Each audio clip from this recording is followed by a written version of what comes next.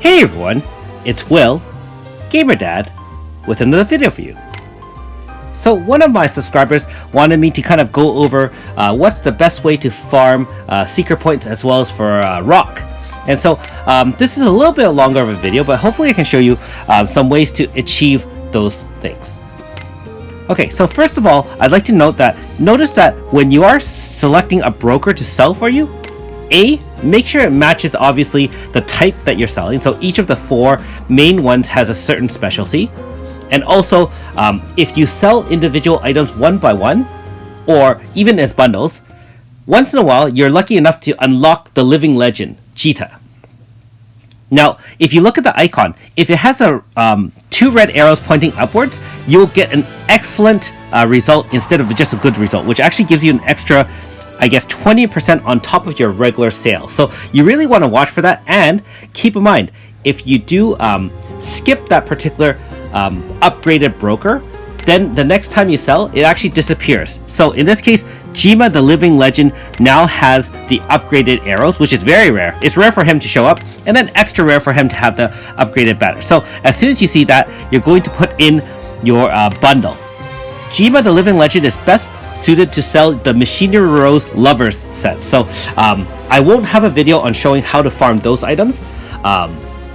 They are the other half of what would be considered the best return on investment time. Okay, so take a look at this again. Note that, again, I mentioned that you saw the uprated arrows, and so he's going to have the excellent result. And note that his comments are much better than, oh, it happens from time to time. So another, again, 9,000 or 20% extra. So make sure you look for that from time to time, those red arrows. And again, random, there's no other way to trigger it that I know of. But feel free to leave in the comments below if you know of a specific way to trigger those uprated arrows. Now, one other thing I'd like to know about farming these kind of auction items to sell. I would recommend selling most, if not all, of the single items before venturing out for a full run of gathering all those auction items. And the reason for that is you can actually multitask and hit 2 or 3 locations at the same time in order to save time. So our first stop here is for Ratley. And in Ratley, there's actually 2 different events or quests that you can start at the same time. One is for the spotted ladybug, and then the other one is for the dinosaur horn. So this video will show exactly how long it takes for each of these quests to be done. As you can see, the video itself is, about just over 15 minutes or so. So each of these sub video sections is about 5 minutes worth. So keep that in mind. If you're on short in time, you can choose and prioritize which quests you can do. And my understanding is the quests after they are completed, so that it has to be completed as opposed to just started. It takes about 4 hours or so to reset. So, if you can do it 3 or 4 times a day, that's great. If you're like me, where Gamer Dad is also a working dad, a lot of times I only get 1 run or sometimes 2 if I'm lucky on the weekends. And so, again, this video would prioritize doing the weapons over the Machinery Rose bundle.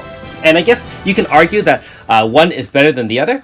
My thoughts on this is that the weapon set, that is the Spirit Helmet as well as the Axe of Misfortune, sells as a two-piece bundle. And in this case, you are also getting the Horn of the Dinosaur at the same time or in the same run. And by doing that, it serves 2 purposes. First of all, the Horn is considered a weapon type, so you can sell that with the 2, that spirit set, and you can get about 40-something thousand ROC, not including if you get the uprated boost from the red arrows. And you don't need to wait for Jima the Living Legend to show up. You can just use your regular weapons dealer, and since he has a 5 rating on weapons, remember that each of the 4 brokers you already have access to has 1 specialty of which it's rated 5, which is equal to the Living Legend. The difference is that Living Legend has 5 rating across the board for all of it. So you can use it to sell any mismatch of items, doesn't really matter. And in the case of the Lovers bundle, which is the Machinery Rose bundle, it does have 2 different types of characteristics as opposed to just 1. So if you do happen to have the Spirit set, which is the helmet, and the weapon, which is the axe, you can also sell the horn with it. one of the reasons why I like to do this particular set, Rattly and the Ladybug first, is that if you're really short in time, you don't even need a bundle. These two sell individually without additional bundles, and thereby you can actually get this done in 5 minutes just on your way to work, or right before going to bed, or even during your lunch break. So I mean, at 5 minutes a shot, you can definitely do this 3 or 4 times a day, absolutely no problem. Squeeze it in, and I believe the horn sells for about 7,000 ROC, not including any modifiers from excellent results. And I believe the Ladybug sells for either 3,000 or 3,500. So between the two of them, you're talking about 10k on average. And you can see, like, if you're not reading through the text, and I'm spamming as quickly as possible to kind of showcase as fast of a run as possible to gather the required ROC. Now, you may wonder, how come I didn't switch my team for this particular Ladybug versus doing the horn? Because the horn is weapon type, and I believe the Ladybug is actually kind of a zoology type. And my reasoning is this. If you do enough runs, and you will need a lot of runs to buy everything in the store, that is, all the weapons, some of the Grasta, a few badges, as well as finally the 2 proofs for Grasta for Sophia, you're going to actually do more than enough runs to get the 95,000 secret points in order to unlock all 3 chat scripts, all the rewards, and also at 95,000, you get the 3rd and final Grasta for Sophia. You can see I'm already well over 100,000 secret points, and I'm actually not even switching between teams. So my recommendation is my primary team, as you can see here, is got the 5-star Shannon, 5-star Ewan, and yes, Shannon does have a place on this team. You also have in the back, I believe I have Nomar as well as Zilva. So this is actually my team for maximizing both art, because Shannon and Zilva are art, and then weapons, because Ewan and Nomar are weapons. Sophia adds farming bonus to all 4 types, so you always want to have Sophia on your team. In my case, she's already a 5-star. You can keep her in the front. She doesn't do a lot of damage, but luckily I do have 3 other 5-stars. I mean, Suzette is one for the food, but we're not really doing any food quests right now. But either way, she is doing enough DPS, because most of these quests do involve killing some form of enemies, and you really want to maximize your speed by killing them all in 1 turn with 1 AoE.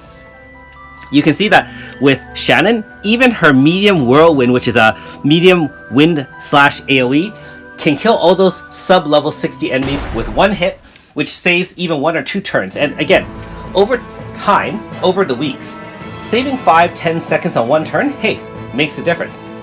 I mean, at the end of the day, we want to maximize our time. And I do realize that some of you may have, more computer expertise in running macros and running, able to farm this more easily or frequently.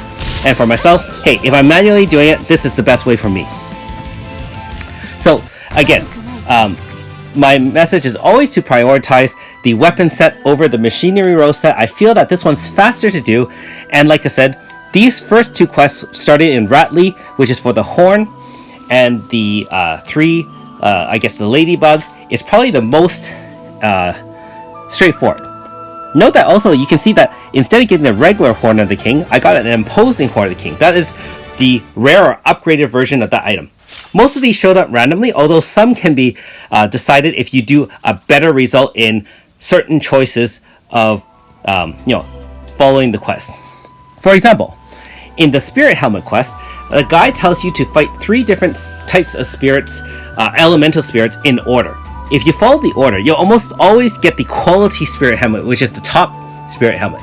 I have a feeling that if you do the battles in a random order or in the wrong order, you only get the regular Spirit Helmet, which sells for less, by the way. So whenever you get that extra descriptor in front of the actual item, that means you've gotten a better result, in which case it will be worth more in the auction. And again, if you're trying to maximize your returns, you might as well for the few extra seconds that it takes. In the case of the Horn of the King, of course, there was no modifier in terms of increasing your chance. It's just random. In this case, we're going to follow exactly what they say, and keep in mind that I've run this a few times, I know exactly where each of the 4 elements are. So we're going to start with water first. I know you can keep the same team if possible. However, I'm going to use my strongest elemental teams against theirs. So in the case of water, we're going to go with earth. And bear in mind that when the quest ends, you really want to have your Seeker bonus point gathering team when you end the quest. So in these cases, you can fight the 3 sets of spirits and then go back to the guy, talk to him, and he'll give you the quality spirit helmet. So you can actually do the battles first and then switch out your team back to your Sophia team. Because for some of you, being that the mobs are level 90, a lot harder than most of the mobs that we come across. You also actually get 60,000 plus XP per battle, which is actually very nice if you're trying to level up people. In my case, just trying to go as quickly as possible and get the good result. So our next one is Earth, right below us here, and we're going to use our good win team to 1 or 2 turn it. I have tried not to use the elements versus the elements, and if you're unlucky and it hits you, actually they can 1 or 2 hit KO your team, even with level 80 and decent armor, like your full level 80 team. It can actually KO one of your characters. So you do have to be very careful in that if your team's not that strong or not that fast, you will take some damage and it could end your team, at least end one, which is kind of not really cool. Okay, so Earth is down, and I believe our last one is Fire. So that's going to be directly to our left. And so in this case, this quest is a little bit slower in that you have more cutscenes, you have to do 3 full battles, all of which are a little bit stronger, and you need an extra few seconds to switch between teams. Again, I just feel that this is probably easier in switching to teams that can end the battle really quickly, as opposed to just using your farming team where you have different elements and may take 2 or 3 turns of hits to kill the enemies. Not only that, but you're taking a risk of the enemies actually damaging you as well. So after these 3 battles, then we can go back to the guy and switch for the helmet. Alright, so water team on fire, nice and easy. Aiming flood, steam assist in the Oasis wave from the OG Shiny, AoEs all the way. And again, if you don't have a good farming team, make sure that you have the characters that use AoEs and equip the AoEs, even if they're only small and medium. Because if you do a couple of those, again, it's easier than doing single target DPS to clear the mobs. Because a lot of the good results, which are A or S or double S class quests, you have to challenge level 60 or higher mobs, and they don't fall that easily with smaller hits, shall I say. Okay, so team is set. We have our weapon bonus with the UN/Nomar, and we're going to turn it in and get some secret points as well as our quality spirit helmet. Okay, so hopefully this part of the video shows you again a more efficient way of farming these rock and secret points. Okay, so this is the second part of the video already. We have now gotten, keep in mind, the 2 items earlier, and this is now we've gotten the spirit helmet. Now finally we have to go for the Axe of Misfortune. Now, good thing for us, if we travel to Rind, where the Axe of Misfortune here to our left is started, note that there is one other quest that you can do, and to save time, you can actually do these quests back to back on the way with only a little bit of a side kind of detour.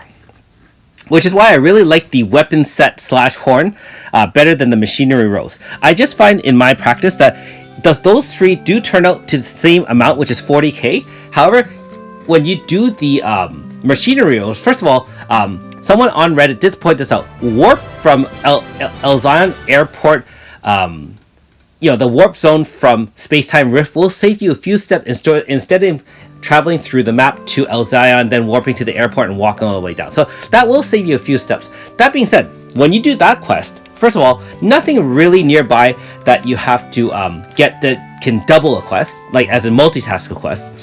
Also, that machinery rose one, you do have to do 3 battles, just like the quality spirit helmet one as well. So, and if you're doing that one, make sure you fight the Agaterums and the 2 red search bits. Do not fight those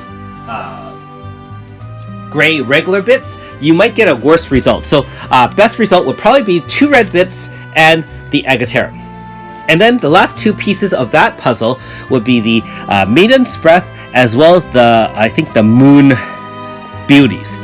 Remember that the Moon Beauties actually start on the other side of Serena Coast. So if you're going to do that, I would recommend warping to Unigan, walking to the right through the gates of the city, and then starting the quest on the far left. Remember that in order to do that, you warp to the far left, start it there. You'll probably have to warp to Rind, walk backwards, and encounter the first battle, and then walk all the way left through Serena Coast to get the second battle and end that quest. So that one actually takes a little bit longer. However, if you incorporate that quest into doing this, you'll probably save a little bit of time. But for the sake of argument, I'm not showing you that particular quest because, like I said, I'll just discuss it here and just show you what I do when I'm really short on time. Again, I realize that 15 to 20 minutes is still significant, even if you're trying to do this in the morning before going to school or work. Hey, 15 minutes is a lot of time for anything, to be honest. Okay, so you can see that this is the Ripple Amulet, and so this is the best result where you are encountering an enemy. I think you can go by the top side and go by the coast, and you get the other items, but I never do that. I always get the scale, do the single battle, it's only level 55, and kill it. And we can walk right through and continue on with the Axe of Misfortune here. So this one, again, has 3 or 4 battles, I believe. He's just under level 60, so you'll still need a decent amount of damage to end this battle, even with level 80s. Anyways, as I was saying with the machinery rows, so the moon beauties can be done at the same time here. It just takes a long time to kind of walk back. And then finally the one in Moonlight Forest, which is the Maiden's Breath, again, takes a lot of time because keep in mind, you're going to warp to Moonlight Forest, start the quest, warp to Barakai, talk to the guy, warp back to Moonlight Forest, and then do the series of 4 paths through. Mind you, you also have to read it. You can't just speed through it because you have to follow the instructions of what color of the flowers you're going through. I hope this makes sense because I'm not showing it in the video, but I'm assuming you have experience or know which quest to do at this point for the Maiden's Breath. So anyways, you have to listen to the flowers, colors, and you have to do it 4 times correctly. That all takes time just because you need a few seconds to kind of read it, unless you're a really fast reader. And so, and then you can turn that in. And keep in mind, you also have to wait for Jima the Living Legend to show up too, because otherwise, if you sell it using any of the other 4 brokers, you're going to get a lesser result. So a lot more RNG comes into play when you're trying to sell the Machinery Rose Lovers Bundle, as opposed to this Weapons Bundle 2-part set plus the imposing Horn of the King, where essentially they're all weapons. You got your weapons broker, and it's guaranteed sale for 40k. Okay, so a couple more fights here. And then we just use one nice shock flame from AoE from Ewan, and that part of the battle is done, and we have to do a couple more battles.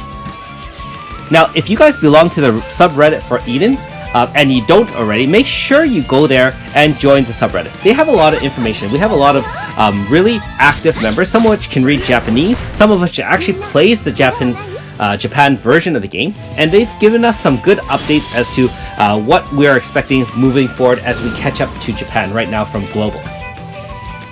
ASUN actually got announced recently, so I'm really looking forward to having ASUN on my team, and yes, I'll be grinding those treatises, won't be pulling on it. I really do like Ewan as it is, because he's just really powerful after having his manifest weapon. I think he's kind of cool. If you've seen or done some of his quests, he has some interesting struggles and tribulations that lead him towards this path as a weapons broker. It actually would have been cool if he actually sells weapons as well, but in this case, no, he doesn't.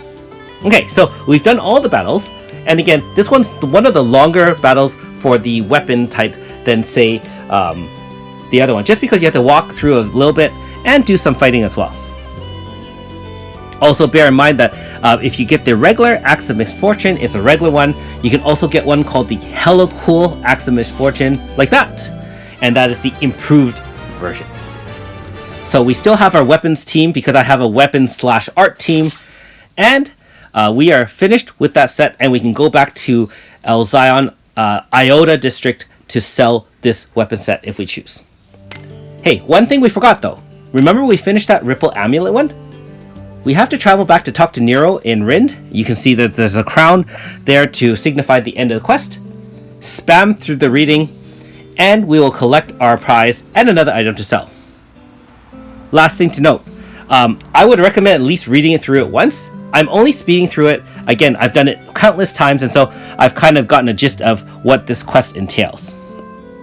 And I will say that I do enjoy the fact that many of the quests do involve other members on the team.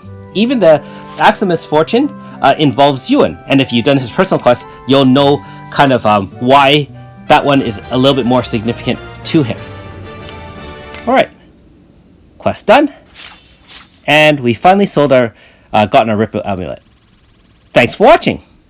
We'll see you next time.